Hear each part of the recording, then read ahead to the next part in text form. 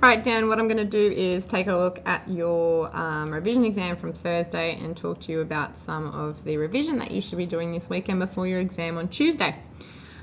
So we started out with our first bunch of questions, and that we're talking about Pythagoras, and they were finding the long side or the hypotenuse. You've labelled them all correctly, which is well done, and you've done all of the exact steps that we need to see. You've got really good working out.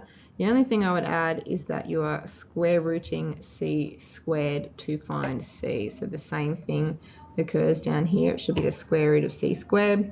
And just make sure you include your units. But apart from that, mathematically, it all checks out.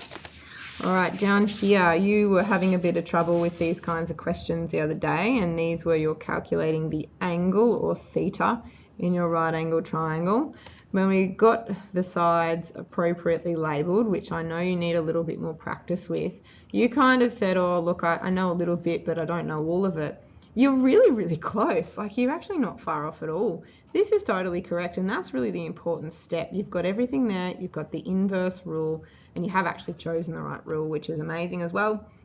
And then you have the correct answer. What I would add again is your units, and the units for our angle are degrees.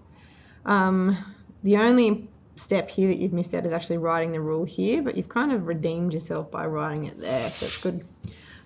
Same thing in this one. This is the same type of question. You've got theta. You're trying to find theta. You've labelled them correctly, but you've actually chosen the wrong rule here. Okay, so you have an O and a H, so that means you should be choosing sine. All right, question 3 was all about, sorry, there it is. Question 3 is all about finding the short side, and really well done because you've chosen the correct rule straight away, which is good. What I want you to keep going with is making sure that you're finding x squared, x squared, x squared. The final step is where you find x. You've actually left out the squared each time, and I've drawn it in for you.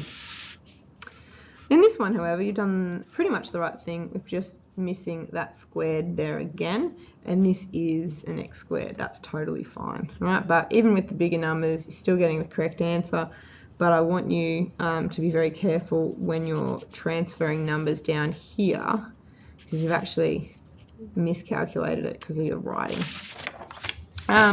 So that was all. You've done really well. What I would like you now to do for the weekend for your revision is, number 1, I want you to finish off all the questions in the final revision exam, and really look at labelling sides practice, okay? And that's for trigonometry. Even if it's just, you drawing a right angle triangle, putting the right angle in and going, all right, that would make this one hypotenuse. I'm going to put an important angle in here, theta. That would make this one opposite and this one adjacent. Just have someone else draw you all the triangles and you can label them, right? Because that is going to keep coming into play with the other stuff, all right?